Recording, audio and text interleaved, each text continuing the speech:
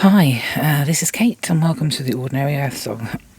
It's been a while. Went away for a week, and then during that week, it just didn't go very well. So I sort of came back, and yeah, I didn't feel too aligned. So yeah, it's taken a little while to get back into the groove. So it's a bit of a shame. But hey, what can you do, eh? What can you do? So today I have no plan. I have some things that have... Excuse the aeroplane if you can hear that. Some things that have come out in the past couple of days. One of which I'm just going to talk about very quickly now is something that came through. I was on the train to work, actually. I was going to London yesterday. And I got this image and these words. And the words were caustic egg. I've had no idea what that was. Literally, I was like, caustic egg. So I was like, I think, this is me thinking on the train. I was like, I think caustic means something that can corrode. It's a bit like a liquid that would eat away at something. So then my mind went to eating away at the shell. But then the thought through of the egg, just to put that into context. So I was like, why is that a message? Why is that coming through? Caustic egg. Eroding the shell. And then what you're left with after the shell's eroded is a gloopy mess. But I had a few images came through. So the first one was, at a certain stage in life, you can corrode the shell of the egg. And what you could be left with is the light being still in the shape of an egg. So that the shell's gone, but the egg is still there, and it's the shape of the egg, but it's made of light. This is the image that I got. It was an egg. Can you see that? I don't know if you can. And it was made of light. So okay, so you can corrode the shell away, and what you're left with is the inner light being. But then I got the other thought was, you can maintain the shape of the egg if that is your intention, if that is what you want, and you will remain the egg in the egg shape. Or you can release the shape of the egg, you can release the idea of the egg, and it will just dissipate back into the rest of the energy. So kind of like, it's a bit like, this is the intention to remain the shape of the egg, even though the shell's gone. The shell's gone. You can be whatever shape you want to be now. But you retain the idea of being the egg. So you're a light being in the shape of an egg. If you let go of the idea of the shape of the egg, then you will just dissipate. I don't know if that's a grim thought for some people or not. I don't know. It just spoke to me about the shape of being, our intentions, how we create what we intend. We hold on to a specific image of ourselves, of others, of what we expect to see in the future, and what we hope and dream for in the future. And we're forming this egg. It doesn't have a shell because it's not an actual egg, it's just a metaphor for the idea. Then another thought also came through about the actual shell.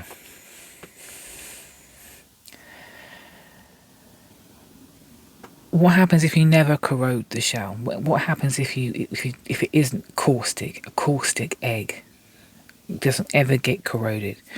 The shell just gets harder and bigger and deeper, and the egg just turns into a rock almost. So it's the shell, it's the shape of an egg, and it's a rock, so it's hard. So one's more malleable than the other. The light being is more malleable than the solid hard rock. So these are just thoughts that were coming through when I was going on the train yesterday. And then today, I looked up the words caustic egg. Caustic egg. And it's actually a real thing. Let me just let's see if I can bring up the definition of a caustic egg.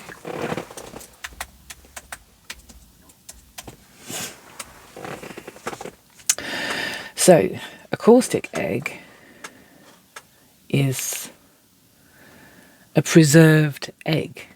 It's a Chinese delicacy. It's also known as the 100 years egg. I don't think it's actually been around for 100 years because they eat them. But they are like... I'll put this on the other screen.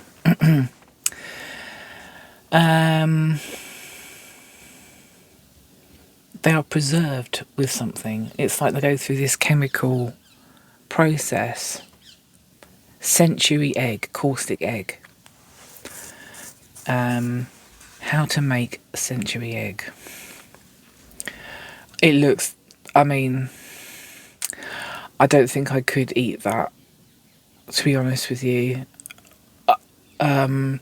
It's,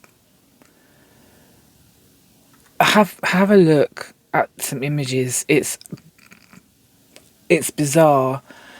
The yolk is like, this is the best colour actually, green, because it's kind of a green. The yolk's kind of got rings like this, and then this is all like a green khaki jelly. I mean, that's what it looks like. I mean, it's not light, so it doesn't have the lines around it, but and this is kind of a greeny brown colour, and the yolk's kind of a green colour with rings. I mean, but it's a preserved egg. So there's something here about preservation. Oh my god, these images. I need to take this away. Oh no. Century egg, also known as alkalized or preserved eggs, are a Chinese dish made by preserved duck, chicken or quail eggs in a mixture of clay, ash, salt, quicklime and rice hulls for several weeks to several months, depending on the processing method. I mean, how do people come up with these things anyway? I mean, who thought that was a good idea? I mean, it's like, who thought of cheese? You know, who thought of drinking cow's milk? I guess if you were observing the cows, you might be like, that looks tasty. Anyway, this does not look tasty, but this is just my own kind of, I'm sure if you're Chinese and you like these types of things, then fantastic. I'm sure there's lots of people around the world that like these. It's like those cans of fish. Yeah. Anyway, completely off topic. The fact is that caustic egg was something I've never heard of before. It came through whilst I was meditating on the train to work. The word caustic does mean corrosion, a liquid that will corrode. It's a caustic liquid, essentially. So you place something in the caustic liquid, it will corrode. And corrosion is where something's worn away. So there's all that, the shell being worn away, revealing the light body. The light body retains its shape because that's what you would expect. You are the shape of the human. The light body is the human anyway. What is the shell? The shell isn't actually a shell. It's not a hard like crusty thing around us. It's not, we won't corrode our skin away and underneath it we're going to see a light body. It's more of the corrosion of, and this is a collective corrosion. Genuinely, it's just like it feels like at the moment what's going on is there's these layers of self. We talked about the lenses that we talked about in the spiral. But there's the layers of self, all the things that we've identified with, all the things that we think are true about ourselves and other people, and all those elements of the self. And they are there, and they're what form us. But as we go through the spiritual journey, the spiritual learning, and the spiritual seeking, and we look for guidance, internal guidance, and external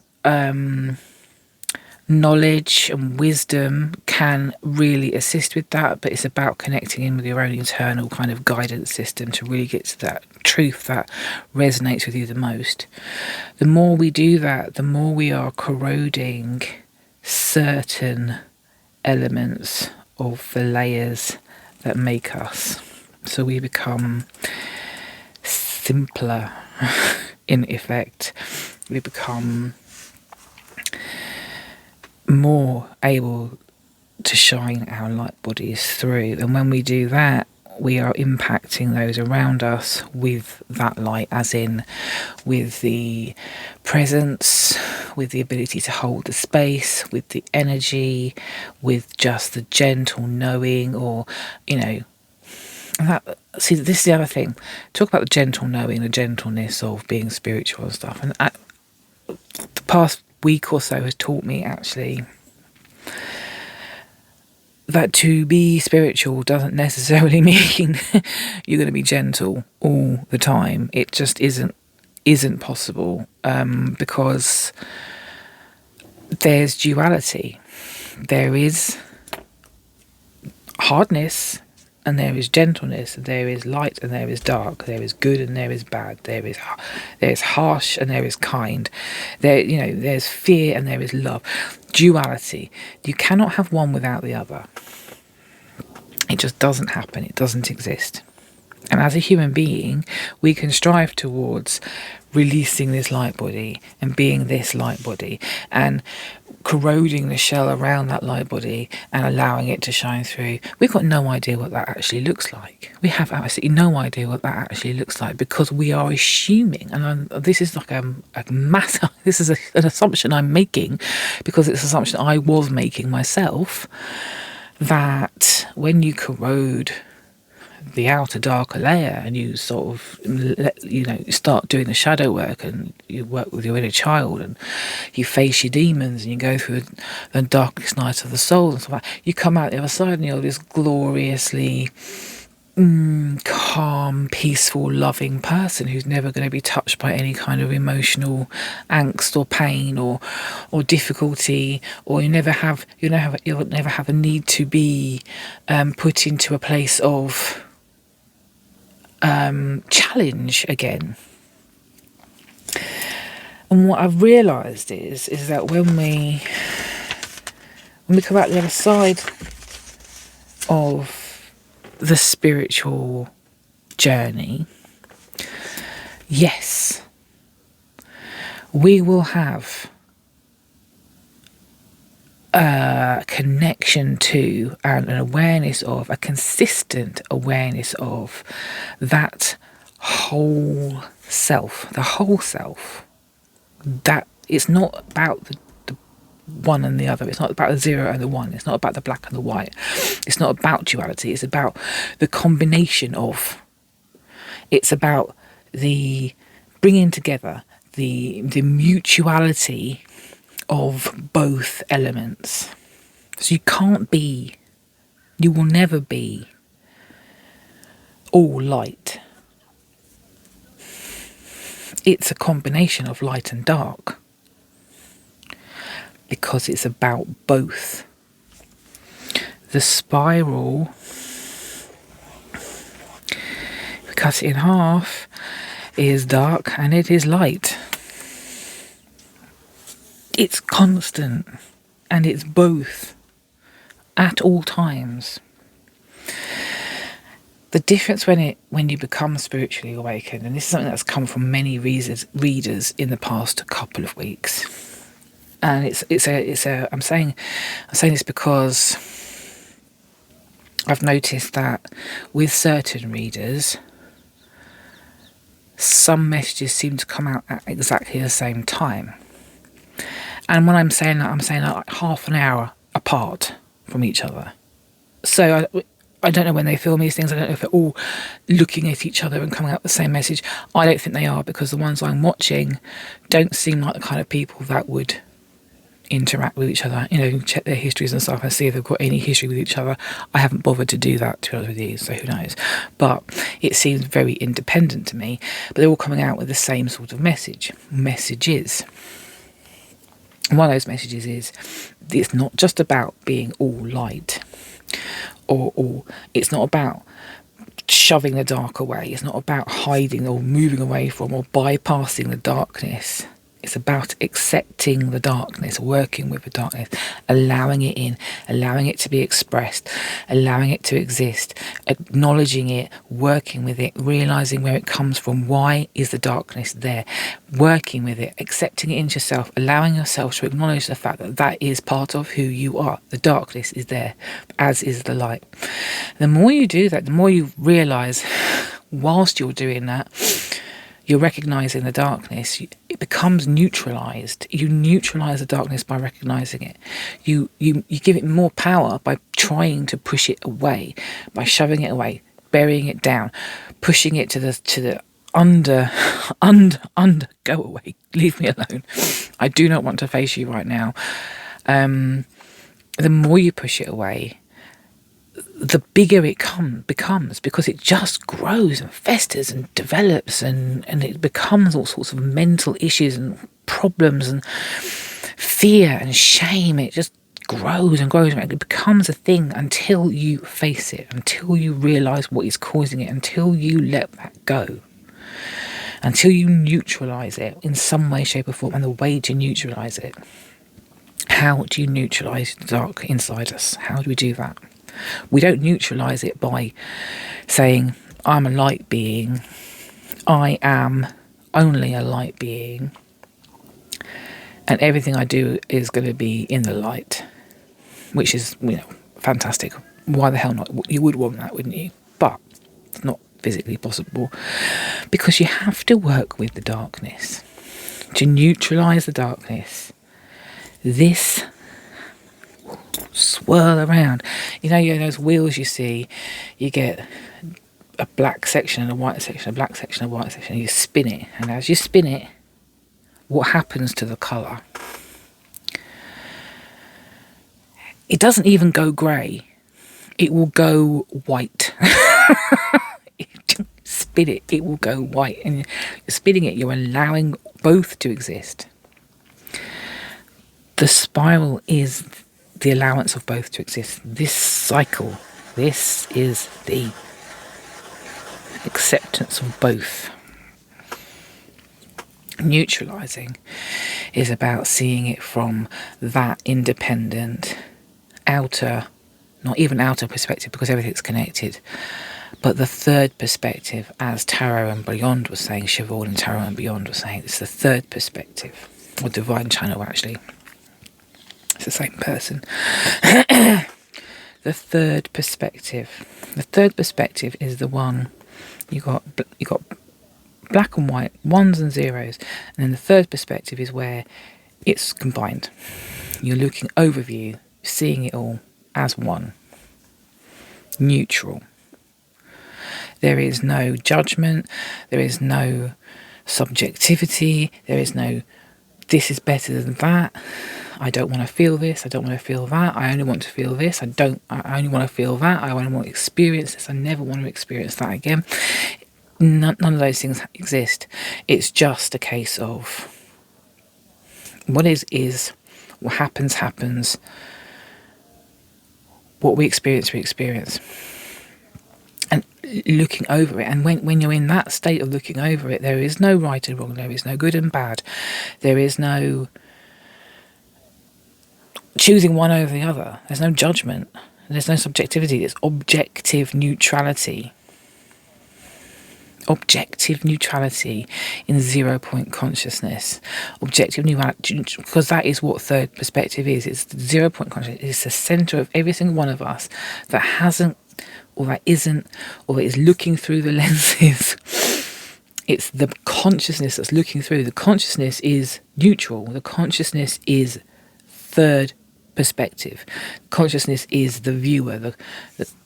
But as it comes through the lenses, and it becomes us. Once it becomes us, it's gone through the lenses, it's become us. We're the ones with the perspective of right and wrong, good and bad, blah, blah, blah, blah, blah. Third perspective, 0 point consciousness, doesn't have those things battling. It just is conscious of all of them. That's true neutrality. And that is what to expect with spiritual awakening. The ultimate expectation is that there is no expectation. The ultimate expectation is neutrality. The ultimate expectation is a sense of peace. Whilst we're in our human forms, though, we still have to deal with the good and the bad, the the dark and the light.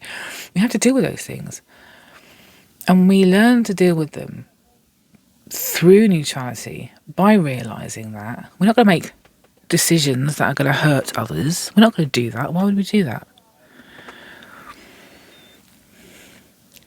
We might accidentally hurt someone, but we might accidentally hurt someone's feelings or something. But there's nothing you can do about that. You can't really do much about somebody else's feelings. If they're going to feel a certain way about something, they're going to feel that way about it. It's not really your responsibility either way. You're not going to physically hurt them unless there's an accident. So why would you choose a way of darkness if you're aware of and are conscious of and want to strive towards the way of the light? Why would you choose that? No one would. Unless they were in a bad situation, forced to, they didn't know better.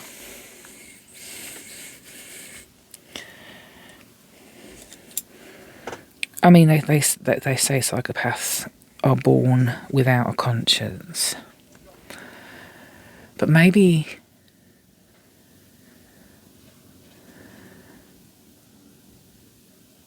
that's interesting, isn't it?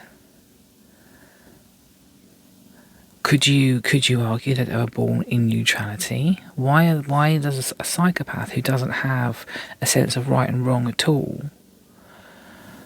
I mean, they don't all do it, do they? But they don't all turn evil and all become serial killers and stuff like that. They have difficulty associating with other people in the world because other people in the world are highly emotional and are highly aligned to wanting to do the right thing and not be manipulated by people. But then people are very manipulative to each other. So this is all quite complicated now. I don't know where I'm going with it, but it's an interesting thought that there are people who don't think the same way as everybody else. There are people, neurodivergency is thinking differently. Oh my God, I've got nieces and nephews who are all autistic. And my sisters are autistic. Autism runs in the family, basically.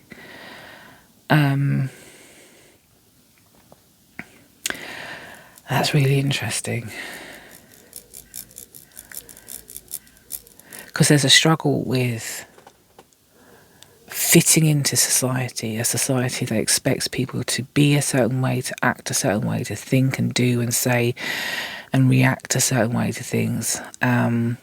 We insist that people learn how to fit into society, but when you aren't able to, or you have something slightly different about yourself, and what happens then when you're still expected to fit in? what's great about where I work, just to change the subject ever so slightly, is that even though there's 20,000 people that work there, with all the diversity stuff that's been happening in the past few years, which has been absolutely fantastic, the company I work for has gone, we all need to change to be more accommodating to everybody. And that is something I really hold dear with where I work. It's a real ethos, it's a real people-centred focus on, it isn't about the company telling people who are neurodivergent just to fit in.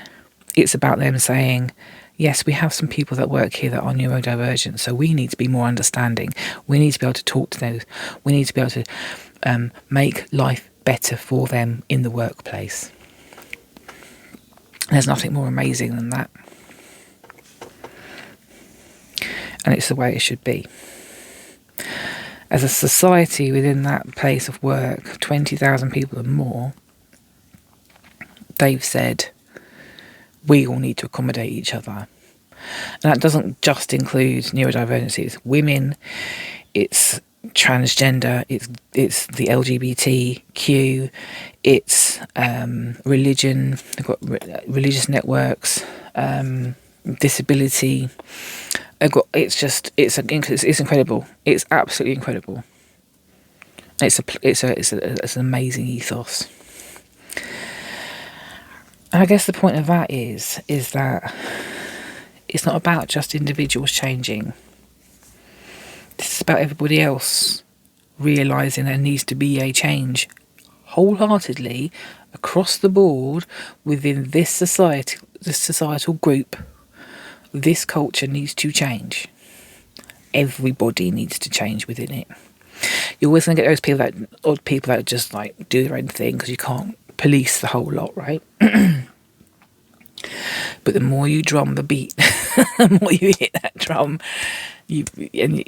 more and more people get on board with it, and the more and more people realise and they see it and they talk and they discuss and they have forums and they bring it forth, and they bring out the stories and they encourage conversations and awareness, and it's beautiful. It is absolutely beautiful, and it works. Yeah, it works. And actually, it's a place of neutrality as well, because it's an oversight. Someone is overseeing this happening. They're overseeing it and they're saying, okay, right, so we're aware of all this. We've done this so far. What more can we do? And it's a case of, right, we're building up people's ability to talk to each other.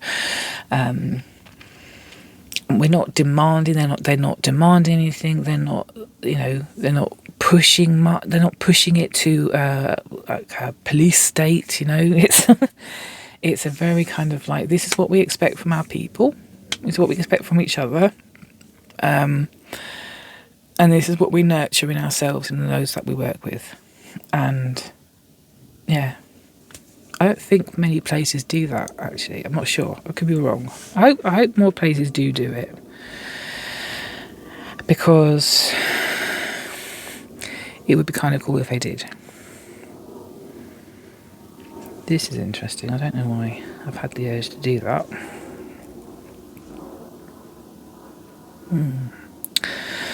Crossing the light and the dark.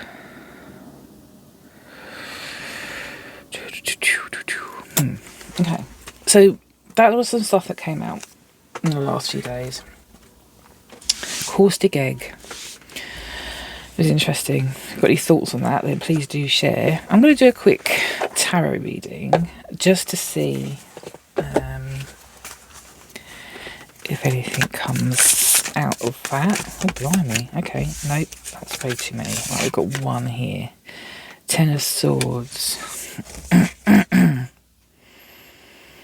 10 of Swords.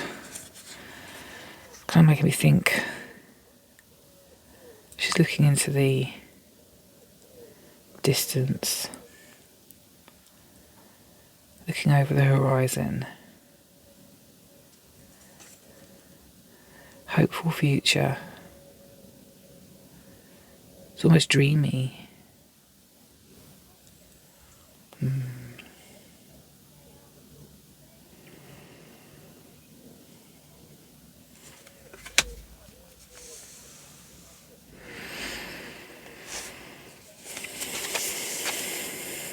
The Fool is trusting the universe, taking a step, taking a leap of faith. Fresh hope and adventure, moving forwards, new start, new beginning. So this is an ending. It's opening the door. It's opening the door to a new beginning. Ending, caustic egg, corroding the shell. That's the ending. Corrosion of the layers of self, revealing the light. Taking the shape of the light body. Okay. Oh, that one. Okay. Another 10 of Wands. It's the end of a hard journey. So this is going to be difficult, or it's going to be a long journey, or it's going to be burdensome. But you're going to have help.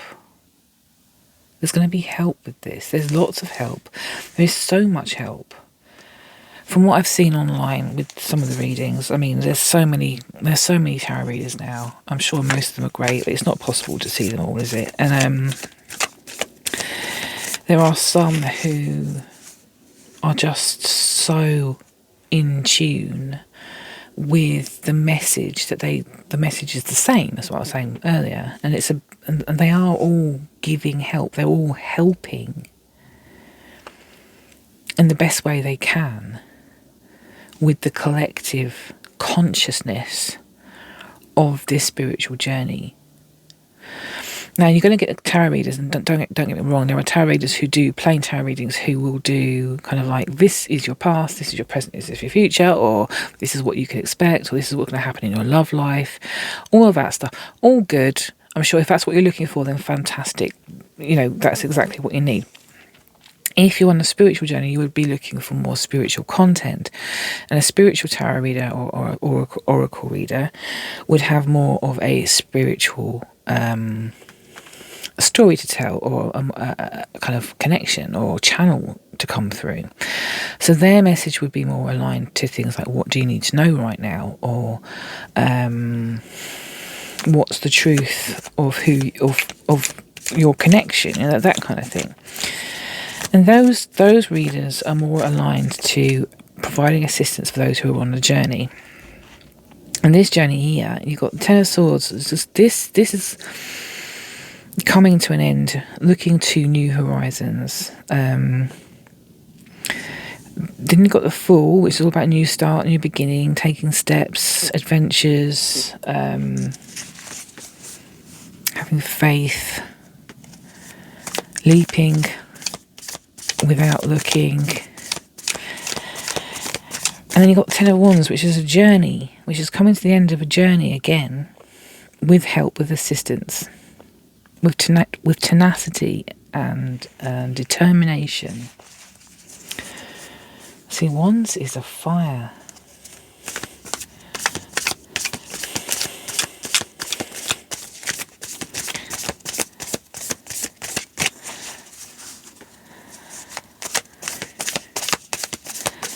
I'm just thinking, just looked at my cheat sheet, and Ten of Wands is also about exhaustion and too many burdens. But I'm not getting that. I'm getting the journey is long, and it might feel like a burden. I mean, if it's too long, it goes on for too long, then yeah. But there is help. There is assistance. There are people pointing the way. And a lot of the messages are about trusting yourself, trusting the timing, trusting that everything will happen as and when it should. Which is even more frustrating because you can't make it happen. You have to wait. Waiting is awful. I hate waiting for things, especially when I know it's supposed to be coming. I don't know when it's coming, or it's just going to happen at some point. And it's just a case of let it go, let the expectation go, let the need for it to happen in the next 5 hours or 5 weeks or 5 months or 5 years. Let it go and allow it to happen in divine timing. Give it back. Allow it to come to fruition as and when it should. That's hard. We have the Fool here. We have the Fool. We have taking a leap, leaping in. Having faith. Having faith that the long, burdensome journey will be assisted, but will come to an end at some point. At the moment, it's not coming to an end. There's no other card coming out right now. There's no card. There's no card after the Ten of Wands that wants to come out. So this is a journey without an end, right? Is that what you're saying? No. King of Swords. Thank you. King of Swords. Coming to a place of empowerment, certainty, leadership, connection. Becoming one with everything around you. King of Swords. It's kind of sexy.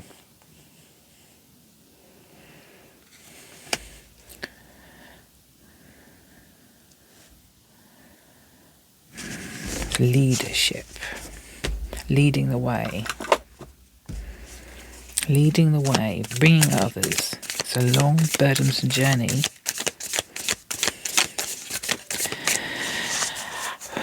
We are leading the way. The collective is leading the way.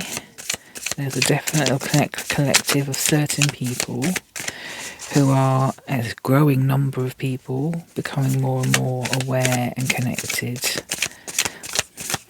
And that is because of the ability to watch stuff on YouTube, on TikTok, on Instagram.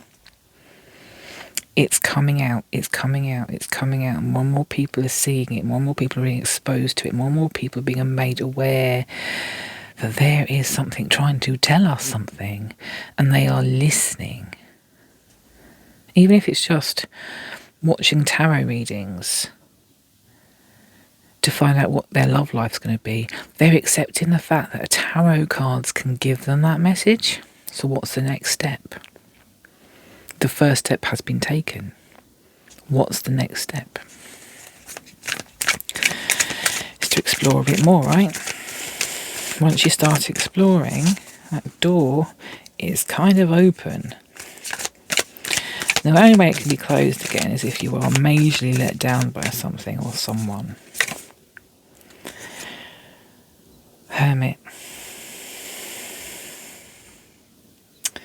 Hermit. Going within. Alone time. Talking about the collective, and now you give me a card about being alone. It's all about the spiritual illumination though, right?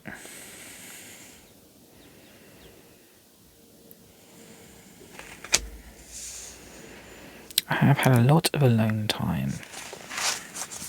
You can't see that, can you? There we go.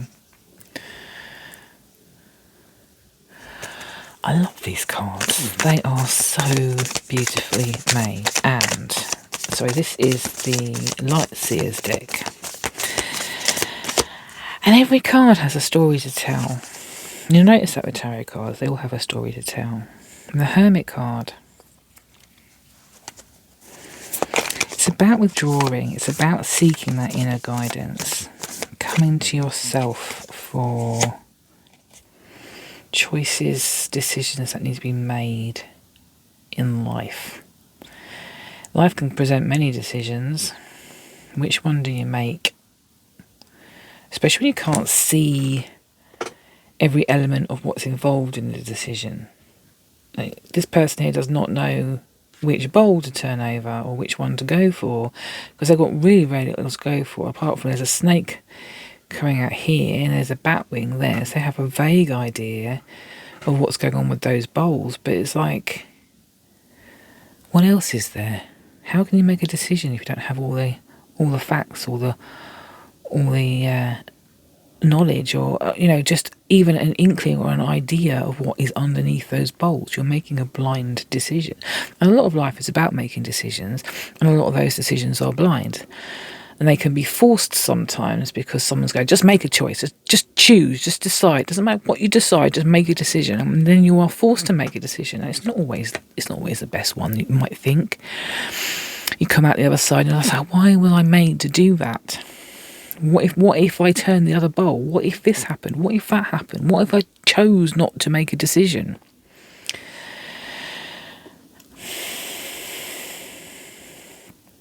Every action is a choice. Every action is a decision made from a choice, in actual fact.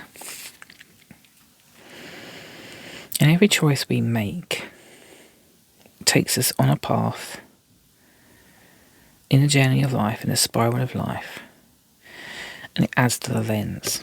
And as we're adding to the lens, as we're making these choices without knowing all the facts and all the ins and outs of the outcomes and the possibilities of those choices, we don't all know that even if we knew what was under those bowls, that whatever we choose is going to be the best thing for us, we don't actually, it could turn out to be rubbish. It could be really pants. It could just turn out to be the worst decision ever, but at the time it seemed like the right one.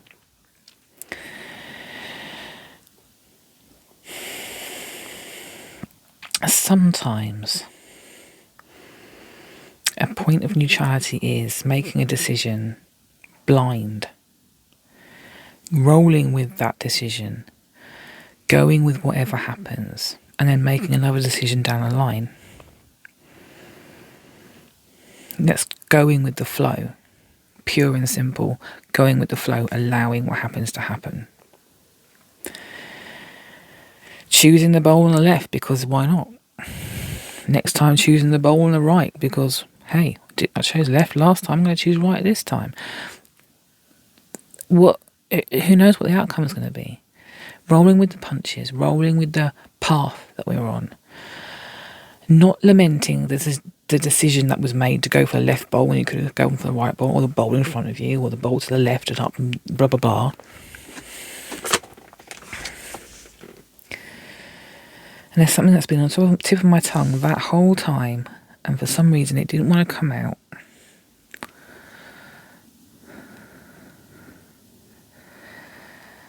And that is,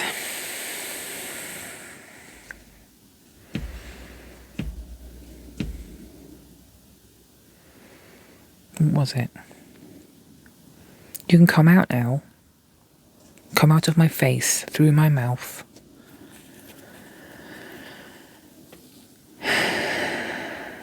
Hermiting, making a decision.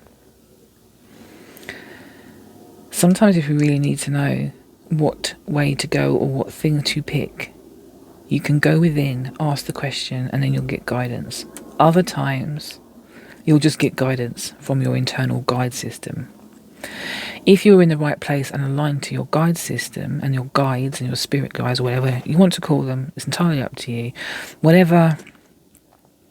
If you are aligned to them and are tuned into them and the way that they speak to and corroborate and cooperate and collaborate with you, then you will see the signs from your guides to tell you which one to choose to keep you on the path that you're on, or the path of your best and best interest. And that will do the least harm and is for the greater good. They will always try and keep you on that path. If you have the ability to hear and listen to that path and to the guidance and to see the synchronicities or whatever it is that helps you talk to them, if you are attuned to that, then you will get that guidance. If you're not attuned to that, then you will not get that guidance. But if you roll with the punch, if you roll with it, if you're not sure what the messages were, if you've had any guidance whatsoever, you choose whichever bowl you want to choose. The decision is yours. You will choose the path that you're on regardless.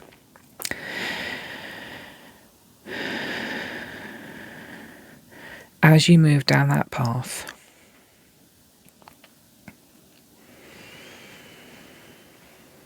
what is the use of looking back on the decision that was made, which cannot now be altered?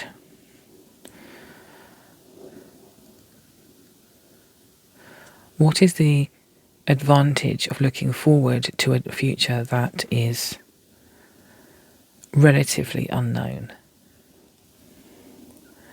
Where is the power in looking at now, what is happening in the present moment, and how you can work with that and accept it and allow it to be in your life?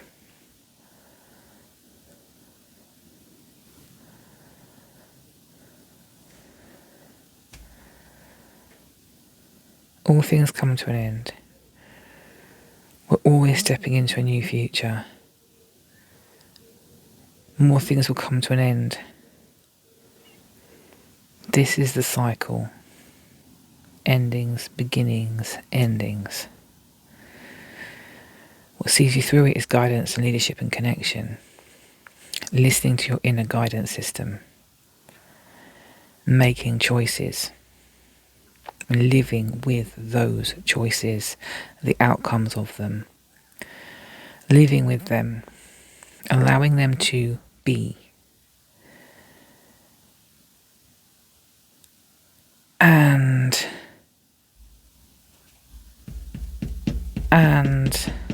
allowing them to be.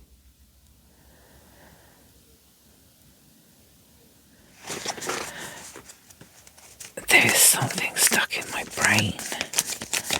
It is not verbalizing. Give me a second.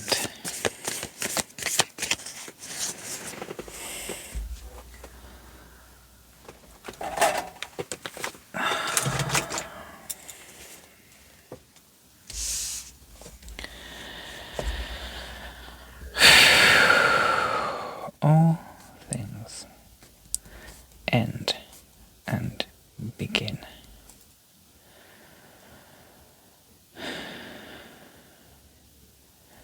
And end again.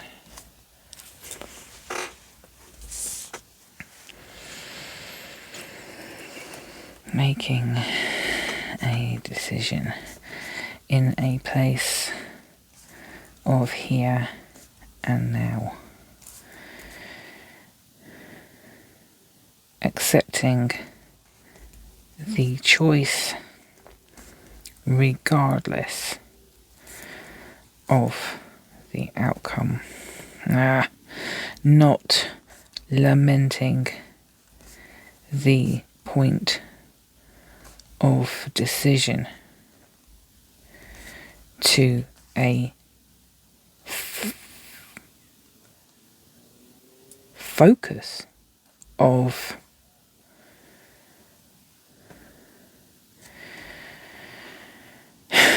bitterness,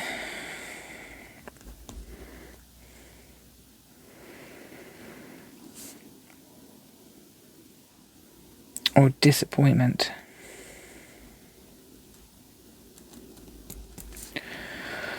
or what if I had done something different. Moving on that path that has been chosen can become a journey of discovery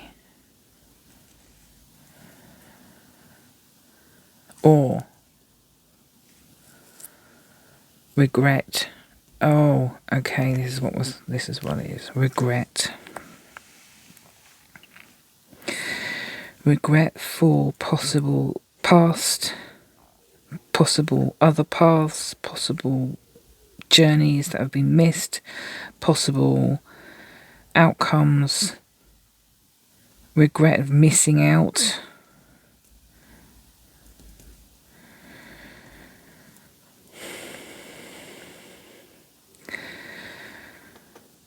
FOMO, fear of missing out.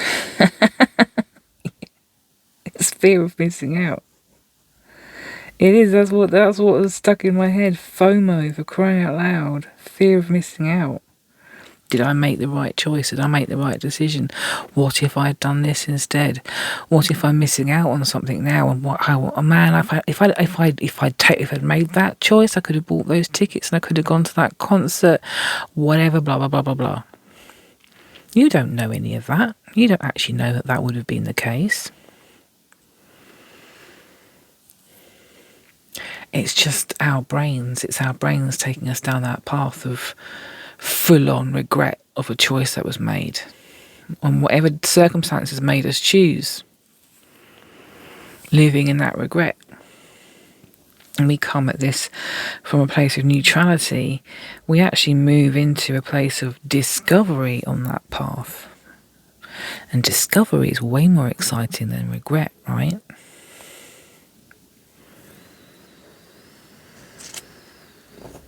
Discovery is where we can lead the way. It's where we can go, oh, look at that. Never knew that existed. I wonder what's over there. Oh, look. That's exciting. I wish I'd done this sooner. I wish I knew this sooner. Oh, now it's taken me to another point where I can make another decision. Fantastic. I have slightly more knowledge of understanding now. I can make a choice with slightly more to know about what the choice is, and I can go into this with more of my eyes open. Or it could be a case of I've come to a point of decision. I've got to make a choice. I am still unclear as to what these choices are, but do you know what? Whichever one I make, whichever choice I make, it's going to be an exciting adventure. I'm going to love every minute of it. Well, you might not. Who loves every single minute of every single day of their lives? I mean, seriously.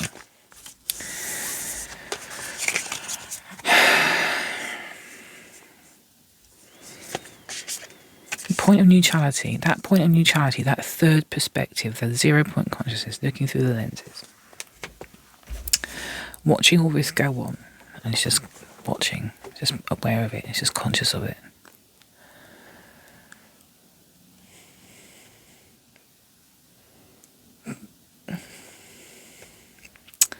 Interesting.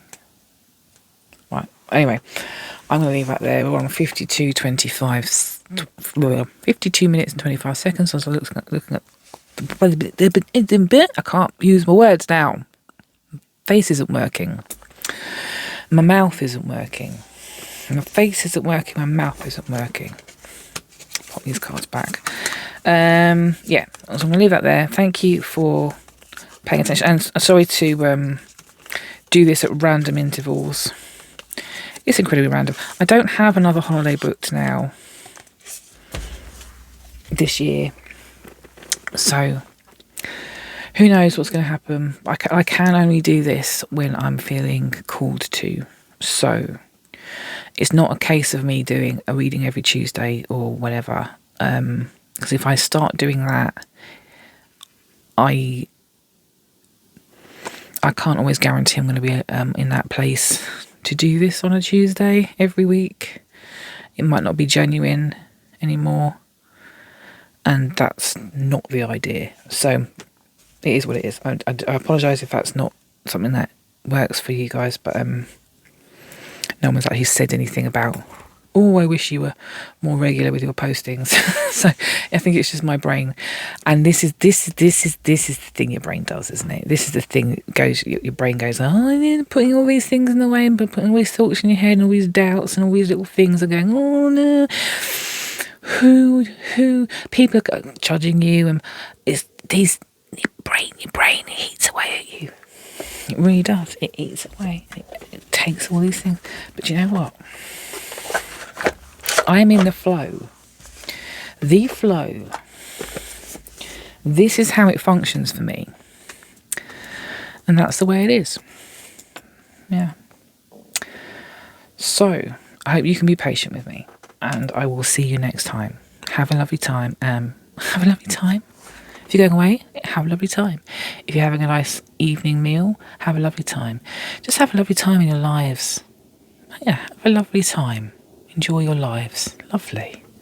What a nice message to end this with. Sorry.